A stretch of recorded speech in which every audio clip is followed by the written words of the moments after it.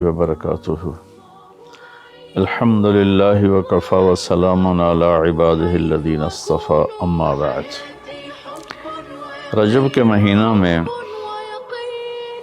اللہ تعالیٰ کے نبی کو اللہ تعالیٰ نے اپنے پاس بلایا، جس کو ہم معراج کہتے ہیں، شب معراج، لیلۃ المعراج، اور اس کے لیے اہتمام بھی کیا جاتا ہے عبادات کا، خیرات کا۔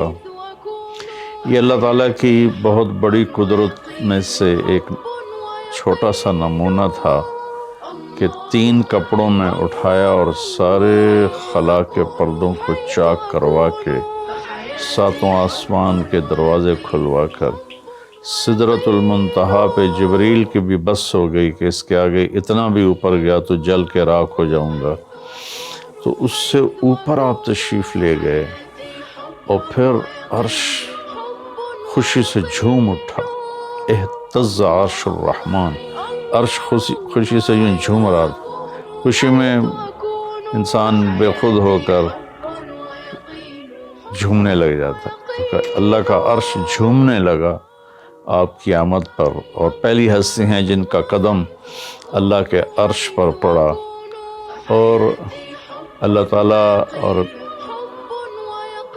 اللہ کے محبوب کے درمیان جتنے نور کے پردے تھے اللہ نے سب ہٹا دیے، اور السلام علیک ایھا النبی ورحمۃ اللہ وبرکاتہ۔ اللہ تعالیٰ نے ایسا خوبصورت سلام پیش کیا، تو اللہ کے نبی پہ قربان جاؤں، انہوں نے اپنی امت کو بھی شریک کر لیا، السلام علینا وعلی عباد اللہ الصالحین۔ اللہ ہمارے اوپر بھی سلام ہو آپ کا، اور جو میری امت کے نیک لوگ ہیں ان پر بھی آپ کا سلام ہو، آپ کی رحمت ہو۔ تو معراج کا واقعہ اسباب کے خلاف ایک انتہائی عجب اللہ کی قدرت ہے، اور اس میں ایک چھوٹی سی بات عرض کروں کہ جب آدمی پس جاتا ہے نا اور کہتا ہے متی نصر اللہ، یا اللہ تیری مدد کہاں ہے، تو پھر اللہ کی طرف سے جواب آتا ہے الا ان نصر اللہ قریب، بے شک میری مدد قریب ہے، آ رہی ہے۔ یہ واقعہ طائف کے بعد پیش آیا ہے، جب آپ بے بس ہو گئے تھے، پتھر کھا کے شدید زخمی ہوئے، پھر آپ مکہ تشریف لائے تو باہر ٹھہر گئے، اندر آنے کی آپ کی سکت نہیں تھی، اور آپ نے زید ابن حارثہ کو اخنس بن شریک کے پاس بھیجا کہ مجھے پناہ دو، میں مکے میں داخل ہونا چاہتا ہوں، تو اس نے انکار کر دیا، کہا میں نہیں پناہ دیتا۔ پھر اپنے سہیل ابن عمر کو پیغام بھیجا کہ مجھے پناہ دو، اس نے بھی انکار کر دیا۔ پھر ایک اور عرب کے سردار تھے، ان کو پیغام بھیجا، غالباً صفوان بن امیہ کو پیغام بھیجا کہ مجھے پناہ دو، تو انہوں نے بھی انکار کر دیا۔ تو پھر آپ نے مطعم بن عدی کو پیغام بھیجا، ان کے بیٹے جبیر صحابی بنے، تو مطعم بن عدی کو پیغام بھیجا تو وہ آپ نے بچوں کو لے کر باہر گیا، اور اللہ کے نبی کو اپنے بیٹوں کے ساتھ لے کر مکے میں انٹر ہوا، حرم شریف میں آ کے اعلان کیا آج کے بعد محمد بن عبداللہ صلی اللہ علیہ وسلم میری پناہ میں ہے، انہیں کوئی ٹچ نہیں کر سکتا۔ ابو جہل نے کھڑے ہو کر کہا تم یہ اس کا کلمہ پڑھ کے کہہ رہے ہو یا اپنی سرداری کے زوم پر کہہ رہے ہو، اپنی سرداری کے بلبوتے پر؟ اور کہا نہیں، میں نے اس کا کلمہ نہیں پڑھا، جو اللہ نے مجھے سٹیٹس دیا ہے اس کی وجہ سے کہہ رہا ہوں۔ کہ پھر ٹھیک ہے، ہم ان کو کبھی ٹچ نہیں کریں گے۔ اس قدر حال سنگین ہو گیا تھا، اور کبھی آسمان کے فرشتے نہیں روئے سوائے 2 جگہ۔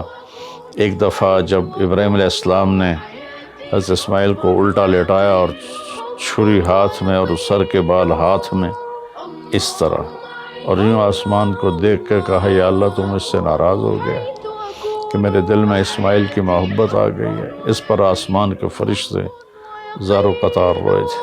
اور ایک جب ہمارے نبی کو پتھر پڑے اور پڑھتے پڑھتے بے ہوش ہو کے گر گئے، اس وقت 7 آسمان کے فرشتے روئے تھے، اور پھر ملک الجبال حاضر ہوا، یا رسول اللہ اجازت ہو تو ان کو ایسے پیس کے سرما بنا کے رکھ دوں، ان اطبق علیہم الاخشبین۔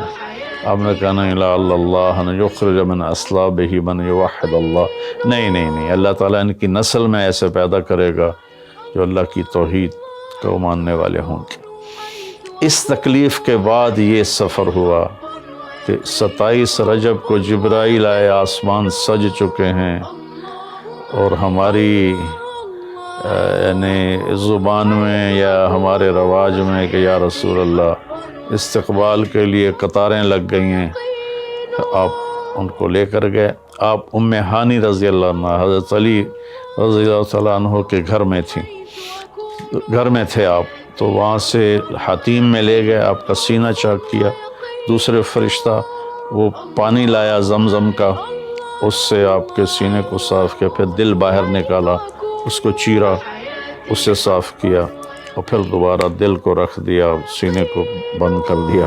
اب یہ سارا کچھ اپنے ہوش میں دیکھ رہے تھے۔ پھر وہاں سے براق پہ سوار ہوئے۔ براق گدھے سے بڑا قد، خچر سے چھوٹا قد والا ایک جانور تھا، جس پر آپ کو سوار کرایا گیا، اور وہ تھوڑا مستی کرنے لگا تو جبریل بولے تو یہ پتہ ہے تیرے اوپر کون سوار ہیں؟ تو اس کے ساتھ ہی وہ ایک دم سر نیچے کر گیا، اور پھر وہاں سے پرواز کی بیت المقدس، اور وہاں آپ نے 2 نفل پڑھے اور ان کو وہیں چھوڑ دیا، اس کو براق کو وہیں چھوڑ دیا۔ وہاں سے پھر سفر شروع ہوا اللہ کی طرف۔ اس سفر کو اللہ نے یوں بیان کیا، سبحان الذی اسری بعبدہ لیلا من المسجد الحرام الى المسجد الاقصى الذي باركنا حوله لنريه من آیاتنا انه هو السمیع العلیم۔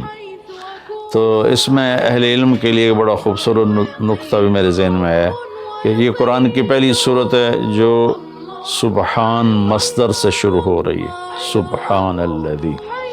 پھر اس کو آگے لے جا کر اللہ تعالیٰ نے مصدر کے بعد فعل ماضی ہوتا ہے تو سبح للہ ما فی السماوات والارض کے ساتھ شروع کیا، تو مصدر آیا، ماضی آیا، ماضی کے بعد مضارع ہوتا ہے، فیوچر ہوتا ہے، مستقبل ہوتا ہے، تو یسبح للہ ما فی السماوات وما فی الارض الملک القدوس العزیز الحکیم۔ پھر اس کے بعد امر کا صیغہ ہوتا ہے تو سبح اسم ربک الاعلی الذی خلق فسوی۔ یہ قرآن کا اعجاز ہے، قرآن کی خوبصورتی ہے، قرآن کی بلاغت ہے۔ سبحان، سبح، یسبح، سبح۔ تو اللہ تعالیٰ نے پہلے اپنی پاکیزگی کو بیان کیا کہ جو کچھ کہنے والا ہوں میں سب کچھ کر سکتا ہوں، میرے لیے کوئی مشکل نہیں کہ میں اپنے بندے کو لے کر گیا۔ اللہ آنے جانے سے پاک ہے، لیکن با کا اضافہ یہ بتاتا ہے کہ اللہ تعالیٰ کہہ رہے تھے یوں ہی سمجھو کہ میں اپنے بندے کو خود لے کر گیا اوپر۔ آپ جبریل کے کندھوں پر، پروں پر سوار ہو کر نہیں گئے، آپ کا سفر الگ تھا، جبریل کا الگ تھا، یہاں تک کہ پہلے آسمان پر پہنچے تو دروازہ کھلا تو آدم علیہ السلام نے استقبال کیا، گلے لگایا۔ پھر اس سے اوپر گئے تو عیسیٰ علیہ السلام، یحییٰ علیہ السلام، زکریا علیہ السلام نے استقبال کیا، اور سارے آسمان کے فرشتوں نے استقبال کیا۔ پھر اس کے بعد تیسرے آسمان پر گئے تو یوسف علیہ السلام نے استقبال کیا اور سارے فرشتوں نے۔ پھر چوتھے آسمان پر گئے تو یونس علیہ السلام نے اور باقی سارے فرشتوں نے۔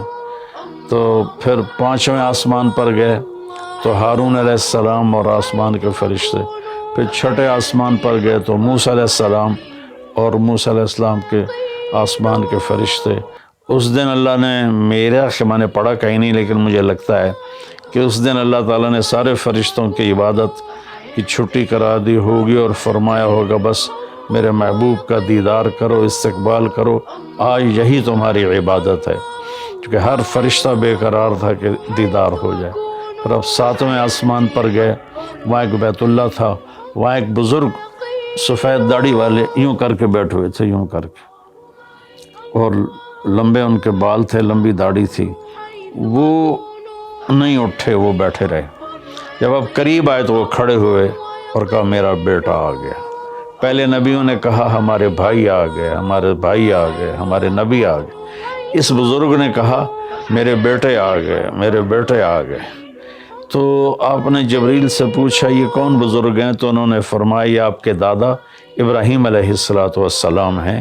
اس میں اللہ نے ہمیں سبق دیا کہ بیٹا کتنے ہی عالی مقام پہ چلا جائے، اس کے ذمہ ہے اپنے ماں باپ کا ادب کرے، ان کے پاؤں چھوئے، ان کے سامنے سر جھکا کے چلے۔ یہ ہواؤں میں اڑ جائے، عرش کو چیر کے اللہ تک پہنچ جائے، پھر بھی باپ کے آگے، ماں کے آگے سر جھکانا ہے۔ اور یہ سبق عملاً اللہ نے امت کو سکھایا، پہنچایا کہ اللہ تو جانتے تھے کہ یہ امت اپنے والدین کی کتنی نافرمان ہوگی، اور کتنے ماں باپ ہوں گے جو چھپ چھپ کے روئیں گے، کتنی مائیں ہوں گی جو دوپٹے کے پلو میں اپنے آنسو چھپا لیں گی اپنی اولاد کی نافرمانی کی وجہ سے، بدتمیزی کی وجہ سے۔ میرے نبی سے پوچھا گیا یا رسول اللہ قیامت کب آئے گی؟ تو آپ نے فرمایا اللہ کو پتہ ہے، کیا کوئی نشانی فرما دیں؟ ارشاد فرما دیں کہ جب مائیں بیٹیوں کے ہاتھوں ذلیل ہوں گی تو قیامت آئے گی۔ یعنی بیٹے تو کرتے ہی رہتے ہیں، اگر بیٹیاں بھی ماں کو ذلیل کریں گی تو قیامت آ جائے گی۔ تو یہ اتنا بڑا مقدس رشتہ ہے۔ آپ نے فرمایا جس نے اپنے والدین کو دکھ دیا اس پہ اللہ کی لعنت، زمین آسمان کی لعنت، فرشتوں کی لعنت، نہ اس کی نماز قبول ہے، نہ روزہ، نہ صدقہ۔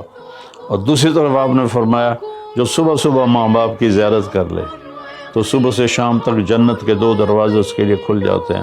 نہ حال پوچھا نہ خدمت کی، صرف آ کے زیارت کی محبت کی وجہ سے۔ شام کو آ کے ان کی زیارت کی تو صبح تک جنت کے 2 دروازے اس کے لیے کھلے رہیں گے۔ پھر ان میں کوئی ایک فوت ہو جاتا ہے اور یہ اس ایک کی بھی ایسے تعداد کرتا ہے، زیارت کرتا ہے، ایک دروازہ کھلا رہے گا۔ تو یہ اس میں ایک بہت بڑا سبق تھا ماں باپ، چونکہ پہلا قصور تو ماں باپ کا ہے کہ وہ بتاتے ہی نہیں، وہ تعلیم ہی نہیں دلاتے جس سے پتہ چلے کہ ماں باپ کا مقام کیا ہے۔ اسی میں ہماری نسل ڈپریشن کا شکار ہو گئی۔ تو انہیں کیا پتہ باپ کون ہوتا ہے، ماں کون ہوتی ہے۔ تو آپ وہاں سے تشریف لے گئے تو سدرۃ المنتہا، جہاں بارڈر آ جاتا ہے ان مخلوقات کا، بارڈر پر جبریل نے کہا یا رسول اللہ بس آگے میرے پاس ویزا کوئی نہیں ہے، ایک بالشت بھی اوپر جائے، ایک گٹھ بھی اوپر جاؤں گا تو جل کے راکھ ہو جاؤں گا۔ اللہ نے ایک تخت اتارا، اس سے اپنے محبوب کو بٹھایا اور وہ گئے بلندیوں کو چیرتے ہوئے، اس نے عرش پر جا کر لینڈ کیا، آپ اترے اور میرے اللہ تعالیٰ نے کہا ثم دنا فتدلی فکان قاب قوسین او ادنی۔ اللہ تعالیٰ نے اپنے محبوب کو اپنے قریب کر لیا، اتنا قریب کیا کہ فاصلے مٹ گئے، فاصلے مٹ گئے۔ تو بھائیو پھر لمبا واقعہ ہے، اور لوگ آج کل اتنا لمبا سنتے بھی نہیں ہیں، تو میں صرف جانے کا بتا دیتا ہوں۔ واپسی کا بھی پورا ایک کہانی ہے، جنت دکھائی، جہنم دکھائی، جنتی دکھائے، جہنمی دکھائے، سارا کچھ دکھایا، سود خور دکھائے، بے نمازی دکھائے، نمازی دکھائے، اپنے سب کو اپنی آنکھوں سے دیکھا، جہنم کو بھڑکتے دیکھا، جنت کو چمکتے دیکھا، جہنم کو دہکتے دیکھا اور جنت کو مہکتے دیکھا۔ یہ سب کچھ آپ نے اپنی آنکھوں سے دیکھا اور پھر آپ واپس تشریف لائے۔ تو جب آپ پہنچے تو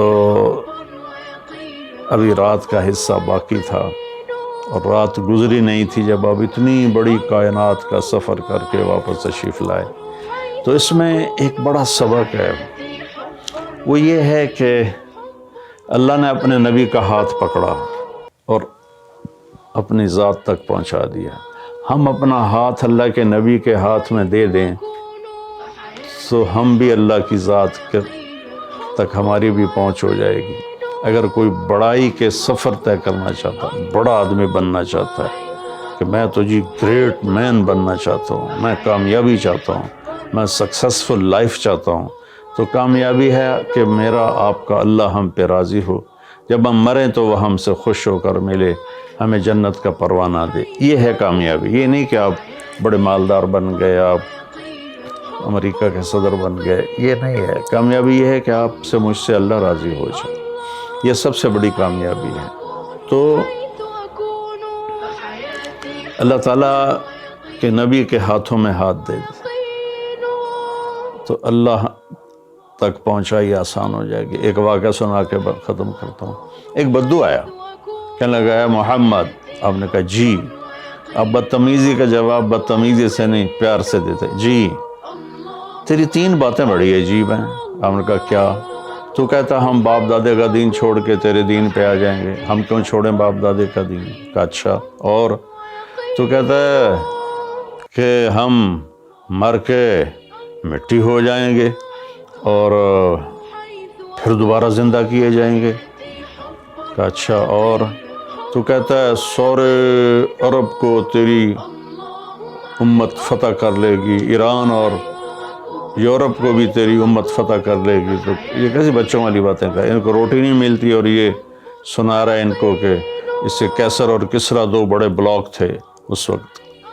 تو آپ نے مسکرا کے فرمایا انشاءاللہ تیری عمر لمبی ہوگی، تو دیکھے گا کہ سارا عرب و عجم میرا کلمہ پڑھے گا، پھر تو دیکھے گا کہ سارا عرب و عجم یہاں مدینہ ڈھک کے آئے گا، اور پھر تو دیکھے گا کہ اللہ تعالیٰ قیامت کے دن تجھے بھی کھڑا کرے گا، مجھے بھی کھڑا کرے گا، اور میں تیرا ہاتھ پکڑ کے تجھے یاد دلاؤں گا کہ ہو گیا یہ زندہ ہونا کہ نہیں ہوا۔ تو وہ کہنے لگا نہیں میں نہیں مانتا، تو چلا گیا۔ اس نے پھر ابوبکر صدیق کے دور میں دیکھا سارا عرب فتح ہو گیا، کہنے لگا پہلی بات تو پوری ہوگی، ساری قوم نے کلمہ پڑھ لیا۔ حضرت عمر کا زمانہ آیا تو کیسر اور کسرا پٹ گئے، تو کہنے لگا دوئی گل بھی پوری ہوگی، ہن بھاویں تری ہو ہی نہ جاوے کدائیں، چلیے بھائی کلمہ پڑھیے۔ تو وہ وہاں سے اپنے علاقے سے آیا، حضرت عمر کے دربار میں آ کر اس نے کلمہ پڑھا۔ جب وہ آپ کی محفل میں آتا آپ اس کے لیے کھڑے ہو جاتے، بڑا اکرام کرتے۔ تو ایک دفعہ فرمایا کہ تم دیکھتے ہو میں اس بدو کا بڑا اکرام کرتا ہوں، میں اس محفل میں تھا جس میں اللہ کے نبی نے کہا تھا کہ رہے گی تیسری بات تو تیرا ہاتھ پکڑ کے بتاؤں گا کہ ہوئی کہ نہیں ہوئی، ہم مر کے زندہ ہوئے ہیں کہ نہیں ہوئے۔ اور قیامت کا دن جس کا ہاتھ میرے نبی کے ہاتھ میں آ گیا وہ جنت میں پہنچانے سے پہلے کبھی نہیں چھوڑیں گے۔ تو یہ وہ شخص ہے جس کا ہاتھ میرے نبی نے پکڑا ہوا ہے، اس کو جنت تک پہنچا کے چھوڑیں گے۔ تو میرے عزیزوں، میرے بھائی بہنوں، بچوں بچیوں، ہم مختلف قسم کی نافرمانیوں کا شکار ہیں اور اس میں ہم لذت ڈھونڈتے پھر رہے ہیں اور فرسٹریشن کا شکار ہیں۔ ہماری نئی نسل نشوں پہ لگی ہوئی ہے۔ اللہ کے واسطے سب سے ہاتھ چھڑا کر اللہ کے نبی کو اپنا ہاتھ پکڑا دو، آپ کو یوں پکڑیں گے اور اللہ پاک سے جا کر ملا دیں گے، اور فرشتے بھی آپ پر رشک کریں گے۔ یہ واقعہ معراج کی اصل تھیم ہے اور واقعہ معراج کا اصل پیغام ہے کہ کی محمد سے وفاتوں نے تو ہم تیرے ہیں، یہ جہاں چیز ہے کہ لوح و قلم تیرے ہیں۔ السلام علیکم ورحمۃ اللہ۔